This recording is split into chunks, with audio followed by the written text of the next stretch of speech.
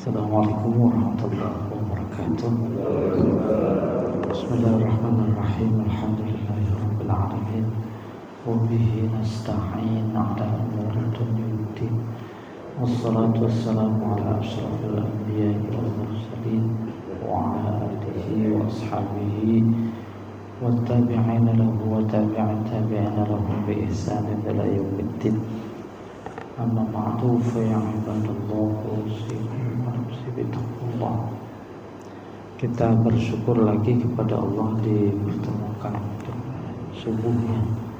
Kita salat berjamaah, kita i'tikaf sejenak, meneruskan mendengarkan surat-surat yang Dia kirim kepada kita melalui Nabi Muhammad sallallahu alaihi wasallam. Mudah-mudahan semua ini menjadi asbab turunnya keberkahan, turunnya keridhaan, dan selanjutnya mudah-mudahan ini menjadi asbab yang mengantarkan kita kepada husnul khatimah. Jamaah subuh yang dimuliakan Allah, seperti disebutkan, kita masih berada dalam surat Al-Mutaffifin ayat ke-13 berarti hari ini. Al-Mutaffifin artinya curang. Curang dalam artian yang luas sekali, dulu, sekarang, dan akan datang. Akar kecurangan adalah kedustaan. Akar kedustaan dari sekian kedustaan yang ada adalah kedustaan terhadap hari pembalasan. Gara-gara mendustakan hari pembalasan, maka jadi curang. Itu berarti hari pembalasan, hari kiamat. Hari kiamat tak berdiri sendiri, nanti ada kebangkitan, ada hisab, ada bagi-bagi buku catatan, terus ada siratal mustaqim, habis itu baru ada surga, ada neraka. Maka perbuatan orang-orang curang itu cermin, semua itu enggak ada. Nah, itu mendustakan hari balasan. Itu siapa yang berani melakukan seperti itu, yaitu yang berani berbuat dosa. Bukan cuma sekedar dosa, tapi melampaui batas. Wa ma yukadzibu bihi illa kullu mu'tadin asin. Melampaui batas. Baru yang sekarang ini, a'udzubillahi minasyaitonirrajim. Bismillahirrahmanirrahim. Idza tutla alaihi ayatuna qala asatirul awwalin. Kayak apa bentuk di antara bentuk melampaui batas itu? Allah menginformasikan, yaitu apabila dibacakan kepadanya, kepada manusia itu ayatuna, tanda-tanda kebesaran kami. Ini Al-Quran ayat. Ayat artinya tanda. Tanda apa? Tanda kebesaran, tanda keagungan, tanda keesaan, dan bahkan yang paling akar lagi, tanda keberadaan. Eksistensi Allah itu dibuktikan oleh tanda. Di antara tandanya adalah Al-Quran ini. Oleh karena itu, mudah-mudahan menjadi bagian dari darah daging kita ketika kita tadarus, ketika kita membaca langsung atau tidak langsung, hafalan atau langsung membaca. Nah, kita menjadi disadarkan yang kita baca bukan sembarang bacaan, tapi ini adalah kalamnya. kalamnya menunjukkan keberadaannya, menunjukkan keesaannya dan lain-lain. Kemudian didustakan, bukan, itu mah cerita kuno, cerita dongeng, itu asatir dongeng, itu mah dianggapnya. Nah, jamaah subuh yang dimuliakan Allah, kalau kita amati, apalagi khusus di media sosial, dan hampir semua orang yang tak suka dengan Al-Quran, itu adalah sikap dia mendustakan Al-Quran. Udah gak ada dalam pikirannya betapapun dia orang beriman.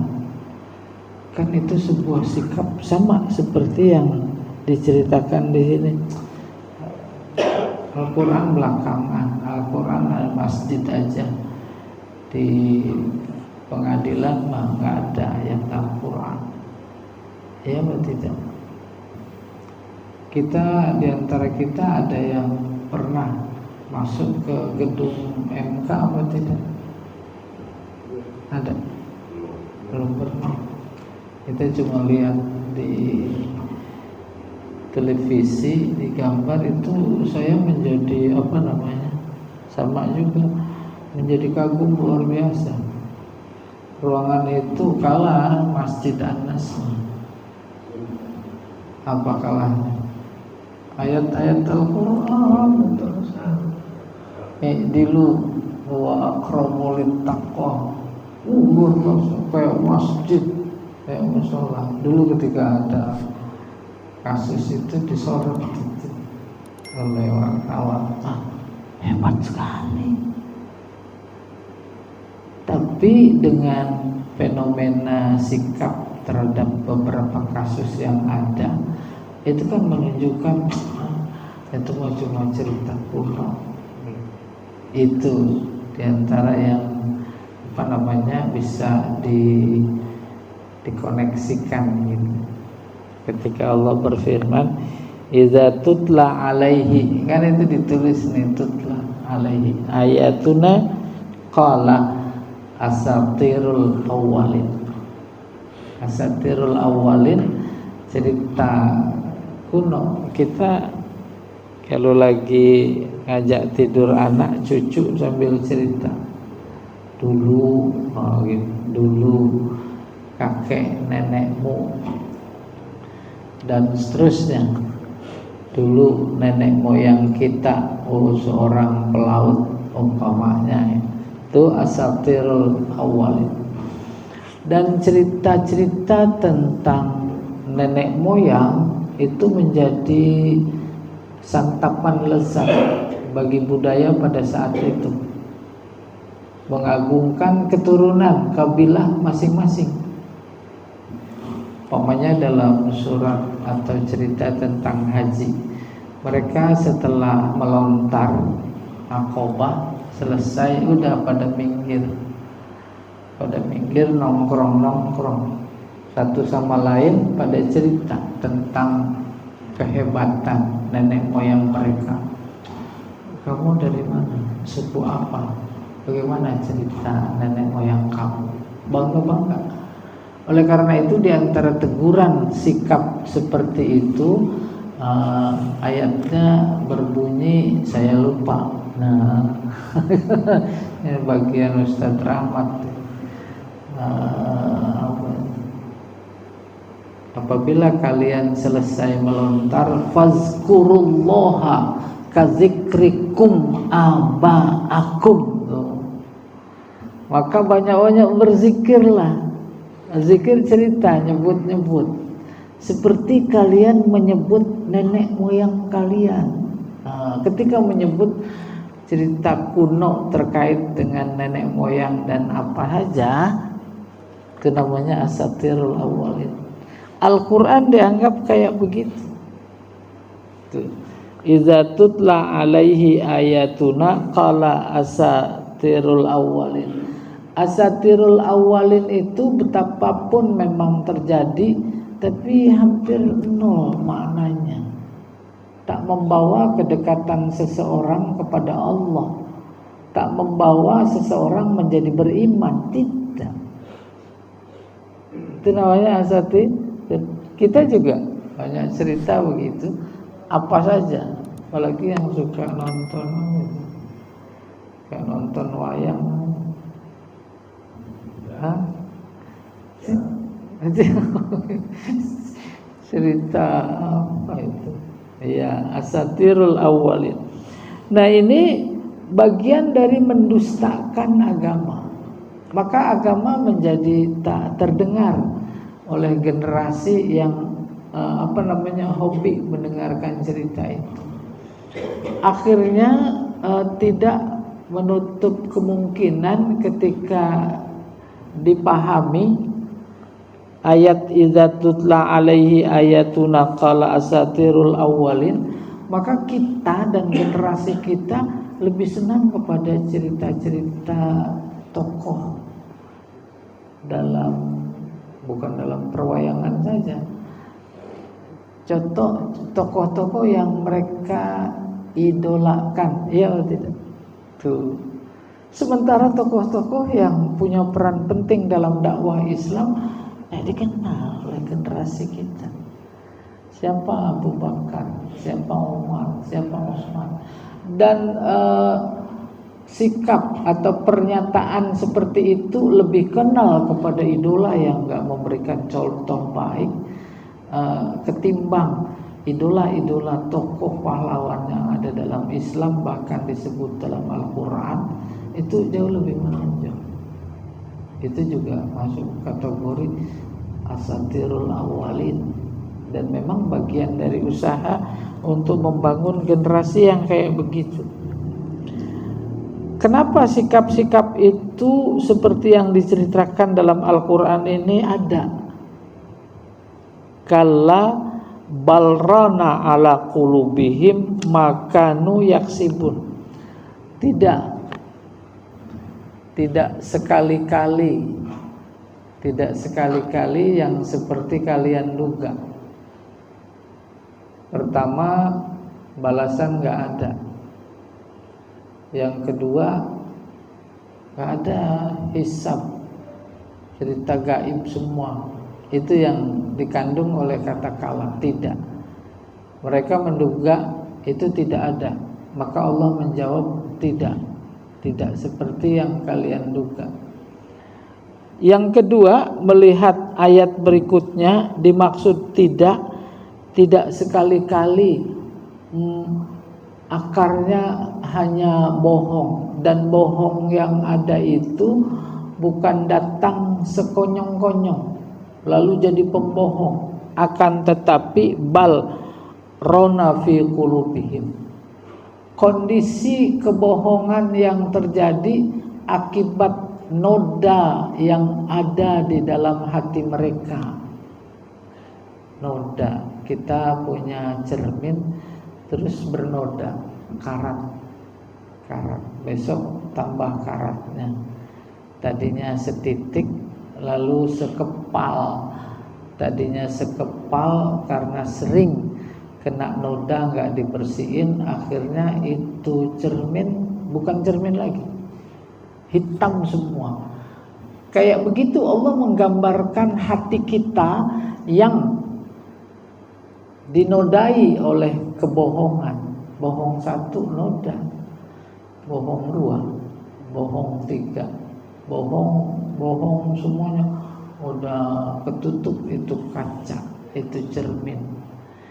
Jangankan lewat cermin untuk melihat orang lain, ketika dia bercermin saja dia nggak ngelihat dirinya.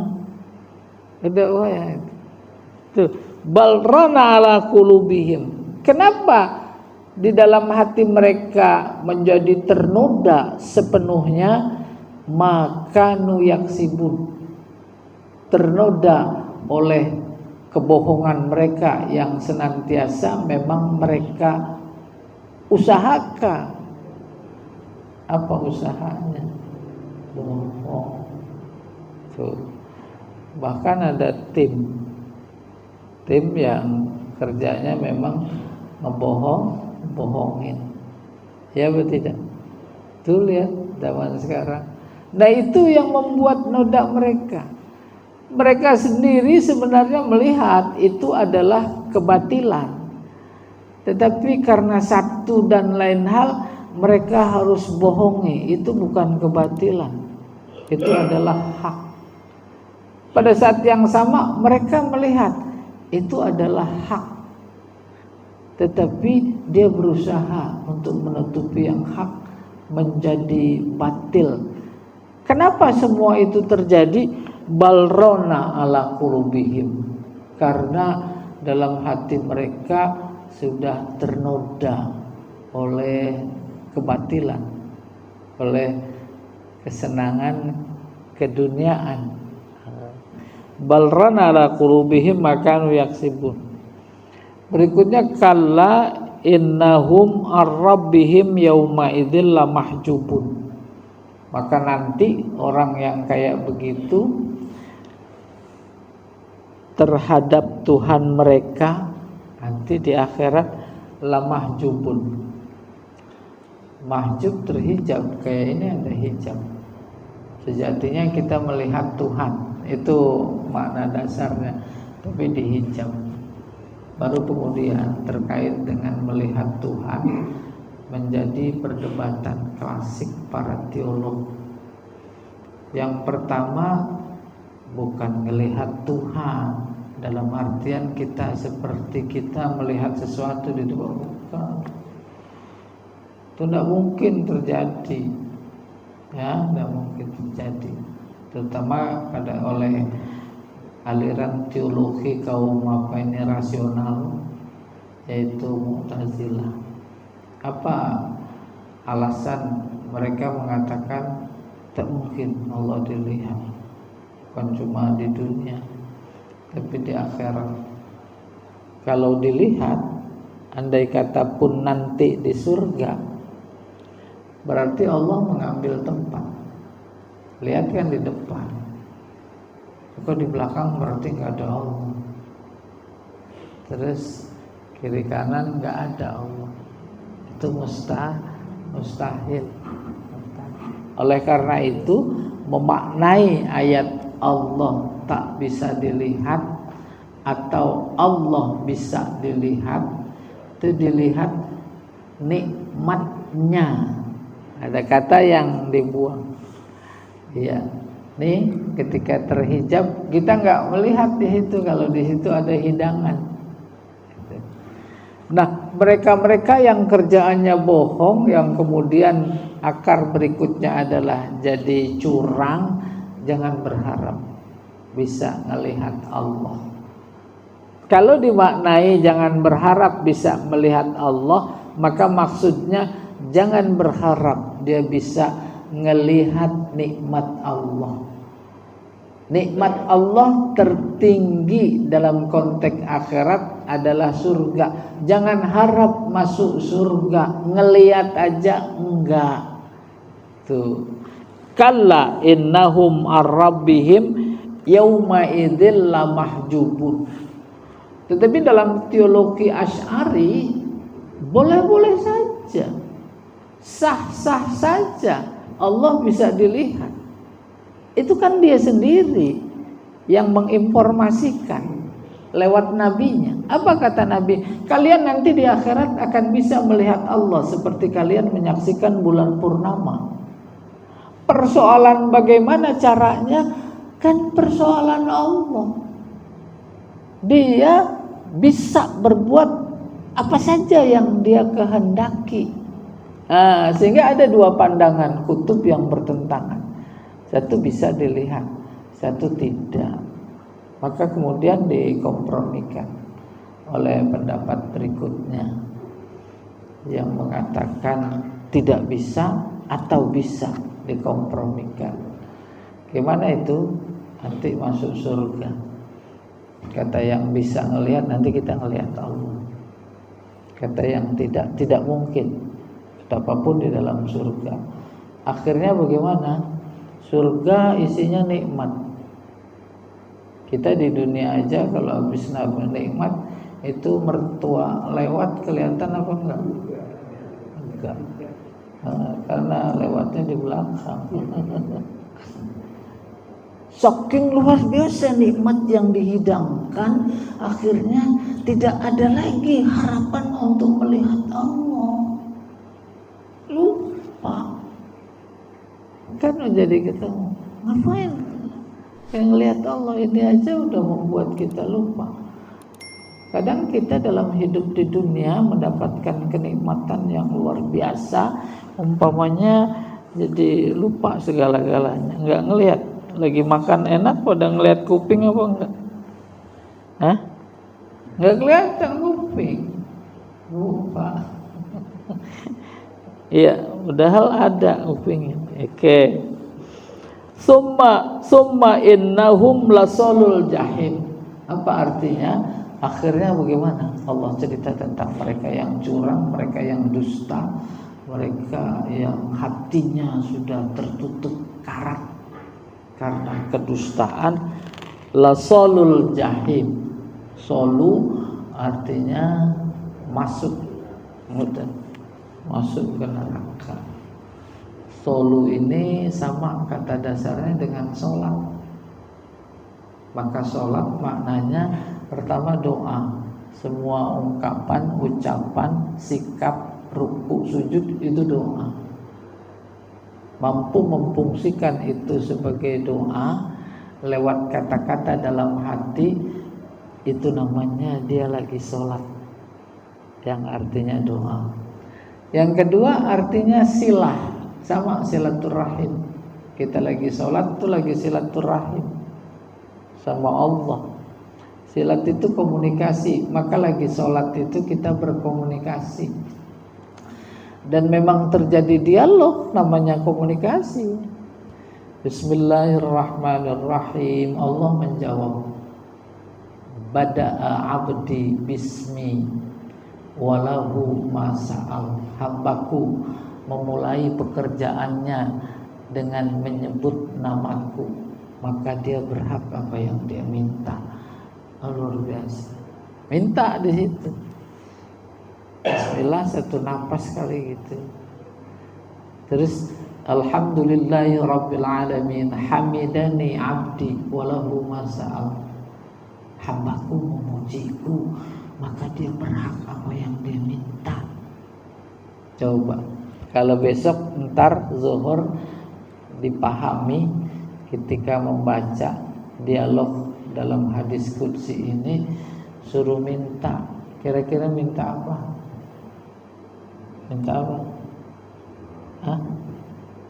Hah? Tuh, surga kecil. Akhirnya bingung mau minta apa. Nah, dalam puncak kebingungan itu, maka nggak pantas minta. Karena yang udah dikasih saja tak terhitung, belum disyukuri. Malu apa enggak? Malu. Minta lagi, kita juga mau orang tua gitu. Minta rumah, minta tanah, minta tambahin istri. Malu apa enggak? Malu. Oleh karena itu sampai pada titik malu itu bagus, sebab malu itu bagian dari iman. Terima kasih. Ya Allah, terima kasih. Terima kasih apa? Terima kasih kau pertemukan dengan subuhmu. Oh udah, Allah udah senang banget. Mudah-mudahan kau pertemukan dengan zuhurmu nanti. Ketemu bener. Tambah lagi terima kasihnya. Ar-Rahmanir Rahim, majjadani abdi walahu masa'al. Hambaku mengagungkanku, maka dia berhak apa yang dia minta. Karena itu setelah sholat ada umpamanya nggak pakai doa lagi, dia udah minta tadi lagi sholat. Iya. Yang ketiga, sholat artinya masuk. Nah ini dia, solul jahim. Ayat lain juga, saya selanaran hamiyah yaslat. Sholat Maksudnya sholat maknanya masuk itu apa? Nabi menjelaskan, masuk kemana? Masuk ke akhirat. Allahu Akbar, keluar kita dari dunia. Sanggup apa enggak?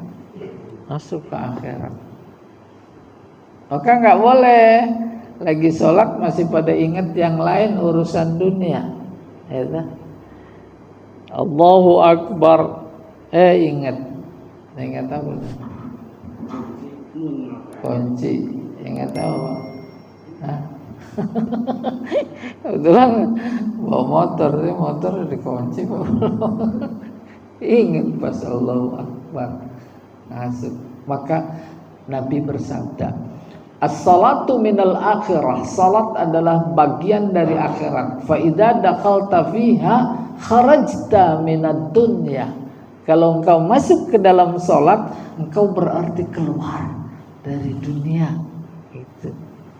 Ya, tinggal nanti diaplikasikan itu. Summa yuqalu hadzal ladzi kuntum bihi tukadzibun. Udah masuk ke neraka, Al-Qur'an membocorkan, menginformasikan.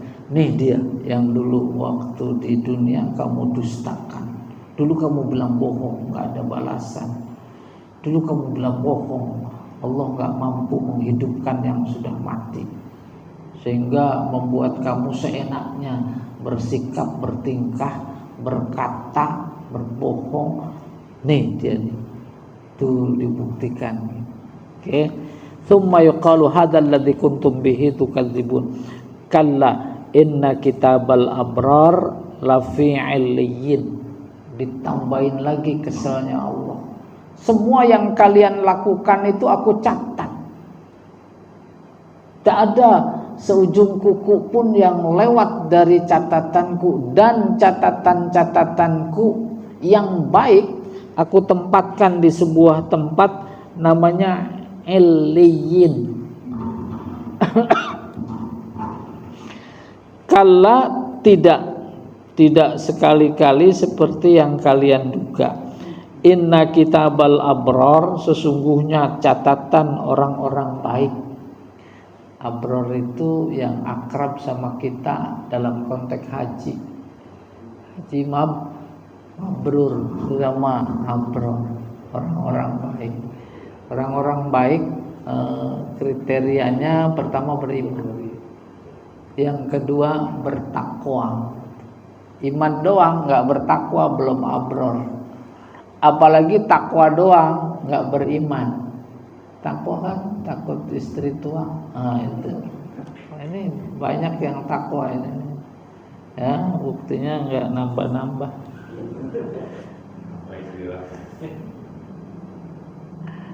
Di mana itu aku simpan catatan fi Illiyyin. Illiyyin sama dengan Allah di atas, ula, tinggi. Di tempat yang tinggi, di tempat yang terhormat. Tinggi bukan saja dalam artian fisik, tetapi juga dalam artian yang non fisik. Ini prajurit, terus ada jenderal. Mana lebih tinggi, prajurit sama jenderal? Tinggi, padahal mah sama kantor. Tinggi non fisik, tuh ya. Tapi kalau secara fisik, oh iya, kalau masjid ini ada 2 lantai, itu yang tinggi itu. Oke, dipahami. Catatan itu dijaga, bahkan dijaga oleh para malaikat. Ditempatkan di tempat khusus yang tak mungkin bisa dijamah kemudian untuk dikotak-katik, dirubah-rubah, tidak mungkin. Dan tempat itu disebut Illiyyin. Nah, baru nih kita bertanya-tanya. Persisnya Allah menjawab, "Wa ma adraka ma Illiyyun." Apa itu yang membuat kamu tahu tentang Illiyun atau Illiyyin? Ya, sama aja. Makna gampangnya, apa itu Illiyun? Kitab marqum. Nah, dalam hal ini Illiyun itu kitab, yaitu kitab apa? Catatan. Catatan amal kita tercatat. Udah wayang apa belum? Jangankan Allah, malaikat, kita sendiri itu mencatat amalan kita. Ini kalau ada yang punya utang pada ingat apa lupa? Tuh, gak ada yang lupa. Kalau dilupa-lupain iya dah. Itu aja udah catatan. Dan itu bagian instrumen penting yang sengaja Allah ciptakan pada setiap manusia agar masing-masing kita pada sadar. Gak ada yang lupa. Ya, pernah ngejailin orang apa nggak pernah gitu. Itu catatan itu. Maka kemudian andai kata dia mendustakan, padahal dalam dirinya ada instrumen yang mencatat setiap perbuatannya, aneh apa enggak gitu. Aneh apa enggak? Tahu mereka berbuat batil itu tahu, mereka berbuat curang tahu apa enggak? Tahu. Gara-gara tahu maka dia berusaha menutupi. Karena berusaha menutupi, akhirnya dia membela dan berargumentasi sedahsyat mungkin. Ada catatannya, nanti di hadapan Allah mereka tertunduk semua. Wa ma adraka ma illiyun, kitab markum. Markum tadinya rekom. Rekom artinya nomor. Kalau bahasa sekarang dimaknai dengan digital. Jam itu digital. Tuh. Kalau itu jam konvensional. Kita punya yang digital. Apa maknanya? Luar biasa canggihnya catatan Allah. Di mana itu diinformasikan di zaman Nabi Muhammad yang notabene boleh dibilang belum ada teknologi digital. Tidak ada. Namanya kita punya arsip catatan. Sekarang juga begitu. Semuanya lewat di laptop itu. Terus ada catatannya. Catatan kependudukan. Siapa nama? Di mana tinggal? Provinsi, kota, terus kabupaten. Udah dilihat di sana ada nggak itu kartu apa itu kakak, kartu keluarga ada nggak kan? Udah cek, dicemucet aja malaikat cek, muncul, wih kok kakaknya sampai 1.500.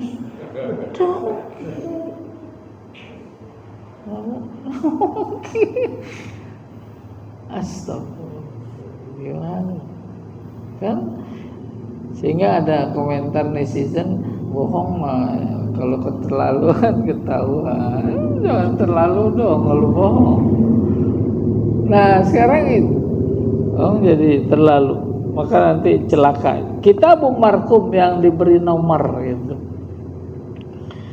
Yashhaduhul muqarrabun, catatan dari A sampai Z, apa perbuatannya, di mana dilakukan, pada jam berapa, apa tujuannya, itu dicatat dan disaksikan oleh para malaikat. Enggak usah pakai muqarrabin, malaikat yang dekat dengan Allah. Semua malaikat dekat dengan Allah karena dia adalah makhluk yang siap melakukan apa yang diperintahkan oleh Allah dan tak pernah maksiat. Akibat itu maka dia dianggap makhluk yang terdekat dengan Allah. Tetapi manusia, andai kata saja dia menjiwai Al-Quran dan akhlaknya Al-Quran kayak Rasulullah Sallallahu Alaihi Wasallam, maka dia lebih tinggi dari malaikat. Bukan dia saja, siapa saja di antara umatnya. Malaikat itu ngantri minta mengawal. Catatan yang disebut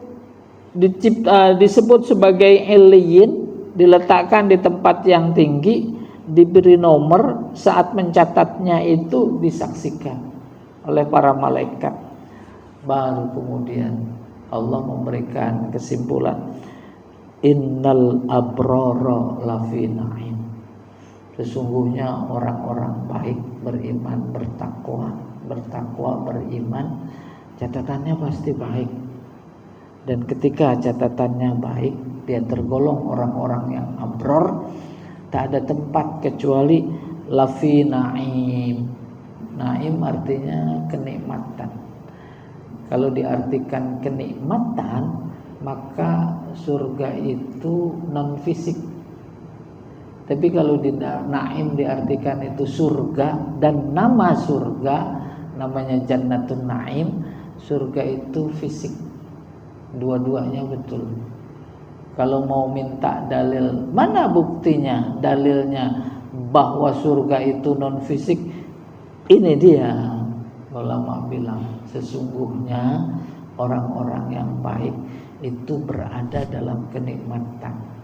Maka substansi surga nikmat, substansi nikmat tenang. Tenang itu sakinah.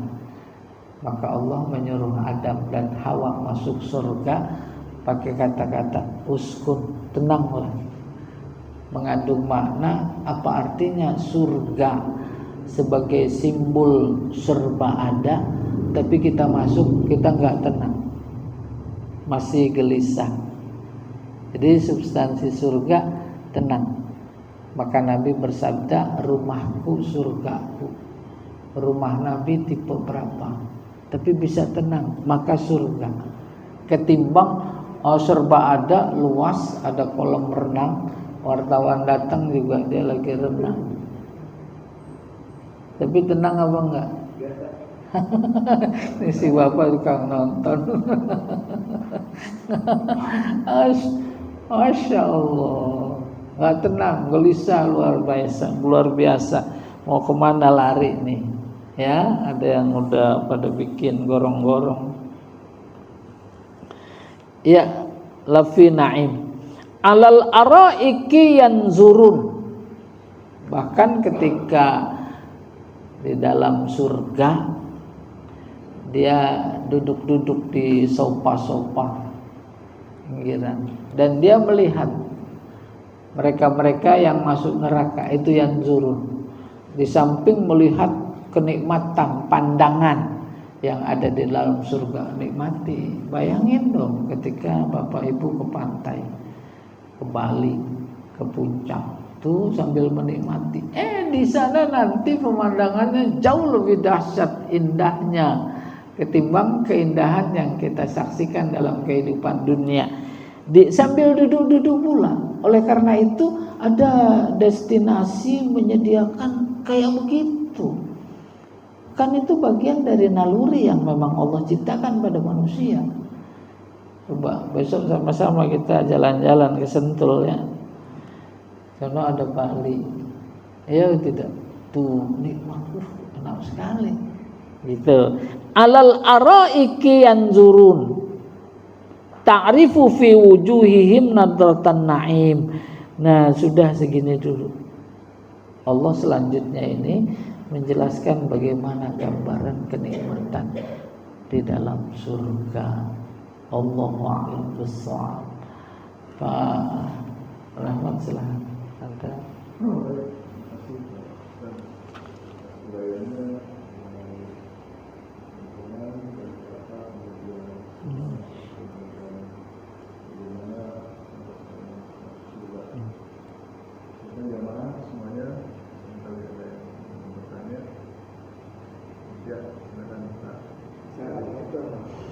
Waalaikumsalam warahmatullahi wabarakatuh. Tadi pernah dikatakan orang menjanjikan akan memperlihatkan wajahnya kepada orang-orang yang pada saat dihisab dan pada saat sudah masuk surga, Pak. Menjanjikan apa saat kita bisa lihat Allah gitu, Pak. Tidak.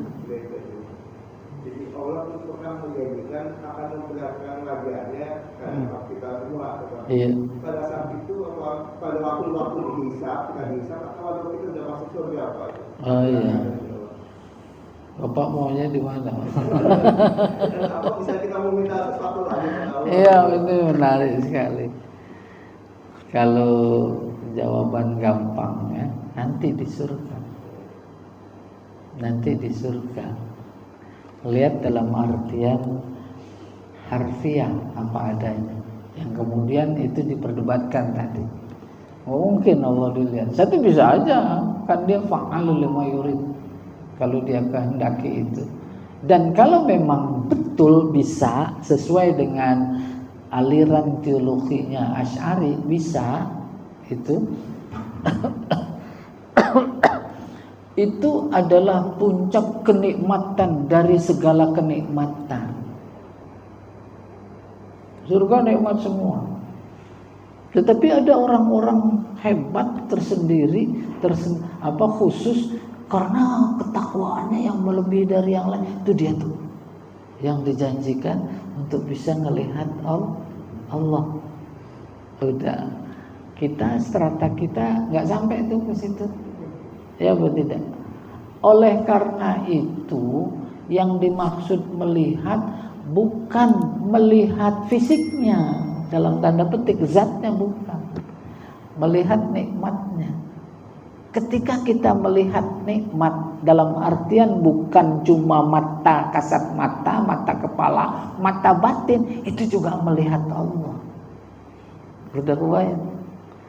Sebab kenikmatan yang kita rasakan, kita lihat, kita dengar, kan itu menunjukkan apa? Tanda apa? Tanda adanya Allah, tanda keesaannya, tanda kekuasaannya, tanda keluar biasaannya. Itu saja udah masuk kategori kita ngelihat.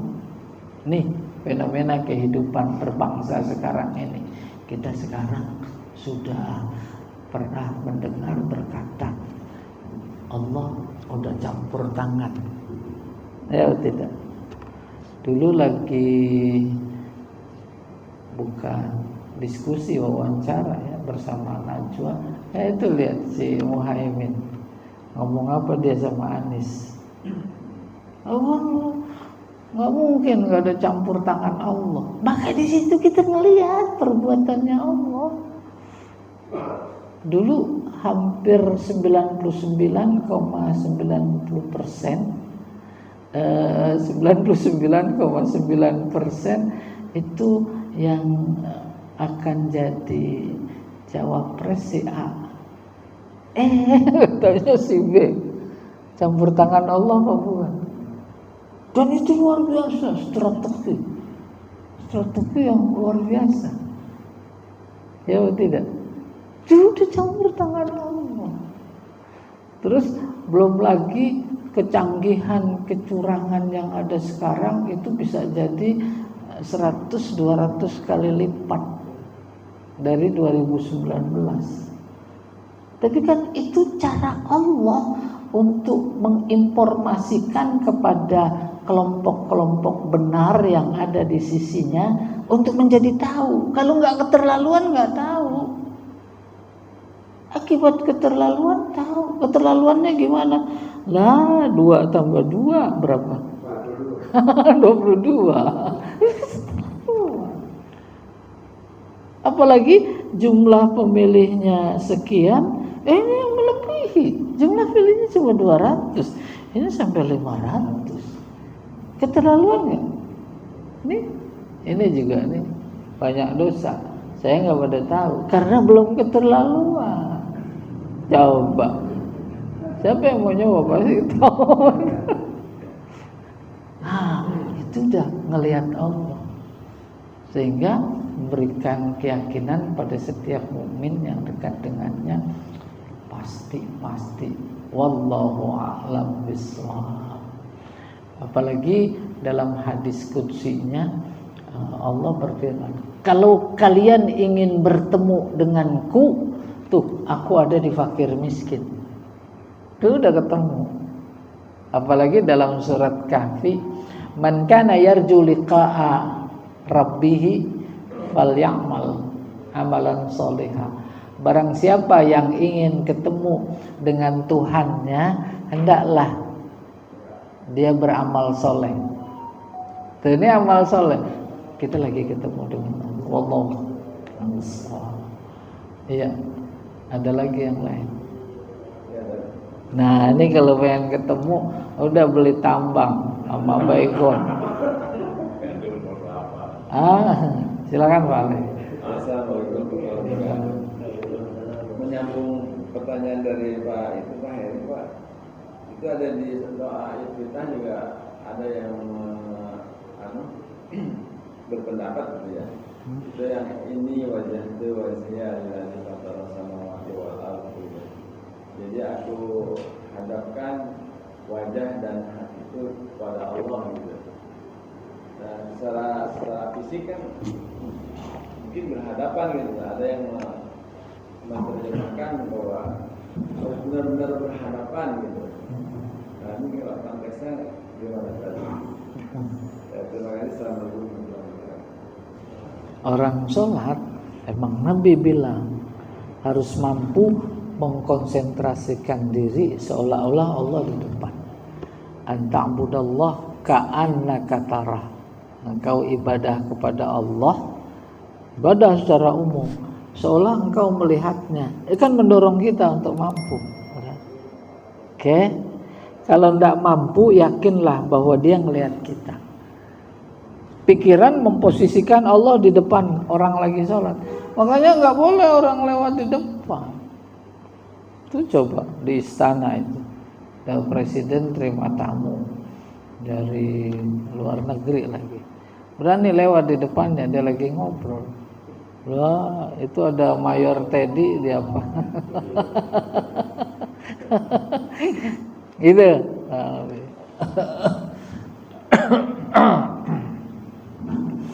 Apa makna hadis tadi? Kita ketika melakukan amal soleh apa saja, nah itu sedang berhadapan dengan Allah. Itu maksudnya. Wajah tu wajhiya lillazi, bukan wajah ini, tetapi wajah dalam artian yang bukan sebenarnya. Dapat surat dari anak 2 tahun di luar negeri, nggak kirim surat, baca ceritanya sedih, ngikut sedih apa enggak? Terbayang nggak wajahnya? Wah iya. Apalagi yang kebetulan anaknya di Palestina. Wah ya. Itu namanya wajah tu wajih. Didorong untuk membayangkan ada Allah, zat yang paling mulia memberikan segalanya kepada kita. Allahu a'lam bishawab.